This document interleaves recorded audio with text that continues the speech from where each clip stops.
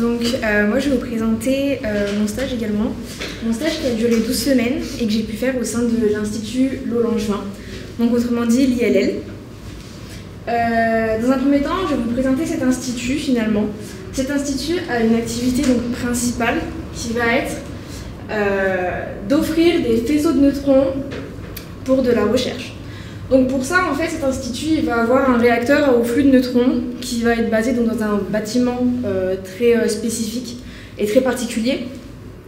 Et donc, de ce réacteur qui va produire finalement des neutrons donc, par de la radioactivité, par de l'uranium, par des éléments combustibles, on va donc réussir à obtenir des faisceaux de neutrons qui, eux, seront envoyés dans d'autres bâtiments où là, finalement, ce sera plus des laboratoires, donc vraiment faits pour faire de la recherche scientifique internationale. Donc, on va avoir des personnes du monde entier qui peuvent venir ici.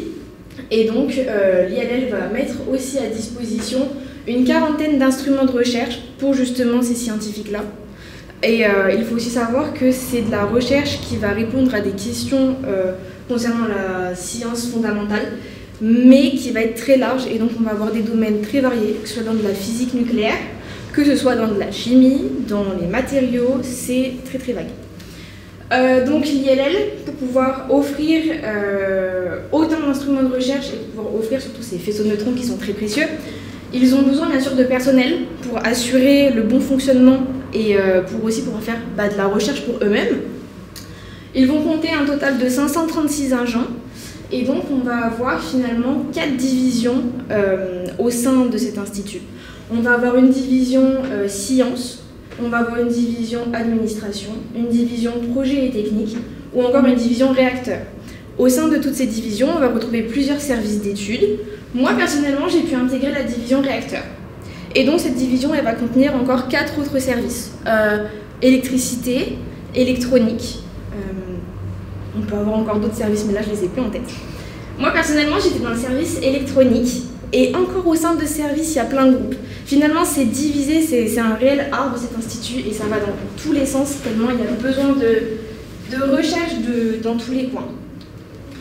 Donc moi, personnellement, j'ai intégré le groupe contrôle-commande du service électronique. C'est un groupe qui va réussir qui va pas réussir, mais qui va avoir vraiment pour objectif d'assurer le bon fonctionnement des électroniques de la commande pour pouvoir finalement assurer le pilotage du réacteur. Donc moi, au sein de ce stage, j'ai eu plusieurs objectifs très différents.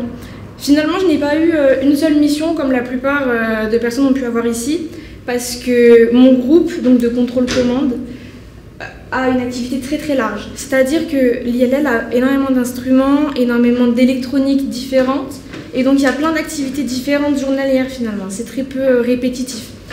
Donc j'ai eu des objectifs plus manuels, comme par exemple fabriquer un banc test pour faire des mesures, ou encore fabriquer un simulateur de capteur passif pour faire des mesures mais différentes. Donc du coup là on va avoir des missions plus manuelles comme j'ai pu le dire, avec du câblage, du perçage, faire de la soudure, on va aussi avoir de la lecture de plans électriques principalement. On va aussi avoir d'autres missions, d'autres objectifs, comme par exemple j'ai eu à vérifier la fiabilité de cartes relais qui étaient présentes dans les électroniques pour le bon fonctionnement du réacteur. Ces cartes relais, j'ai dû vérifier finalement le bon fonctionnement des contacts, donc voir si les relais ils s'ouvraient ou si les contacts de ces relais s'ouvraient ou se fermaient bien et puis en combien de temps.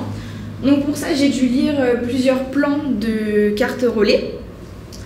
Et donc j'ai dû faire aussi un tableau sur Excel où j'ai regroupé les conditions pour pouvoir les tester, les différentes entrées analogiques qu'il fallait associer à l'automate, les borniers, les bornes, enfin j'ai vraiment réfléchi sur comment tester ça. Tandis que mon partenaire là-dessus a dû faire lui par contre tout ce qui était automatique, puisque moi ce n'est pas du tout un domaine dans lequel je suis capable de faire quoi que ce soit. Et donc pour finir, il y a beaucoup de choses que j'ai aimées et encore je ne les ai pas toutes listées. Contrairement à des choses que je n'ai pas aimées qui finalement sont très petites parce que j'en ai pas trop, on va dire.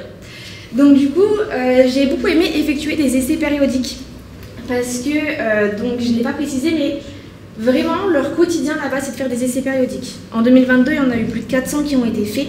Les essais périodiques, finalement, c'est faire des essais pour voir si, par exemple, une mesure va bien fonctionner, si, par exemple, un capteur de débit va bien fonctionner ou non. J'ai également fait donc, beaucoup de travail en binôme ou en trinôme. Par exemple, pour les relais, j'étais en binôme. Mais quand on fait des essais, j'ai été en trinôme, puisque c'est déjà mon binôme finalement.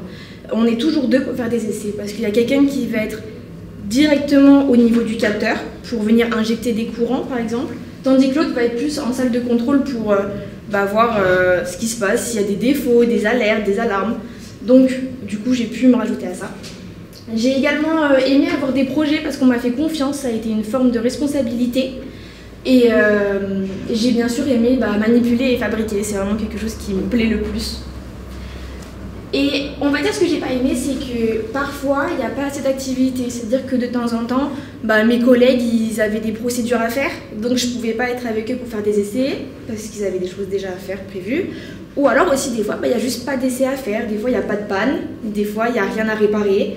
Donc des fois, on est devant l'ordi, puis on fait les papiers qui traînent un peu quoi.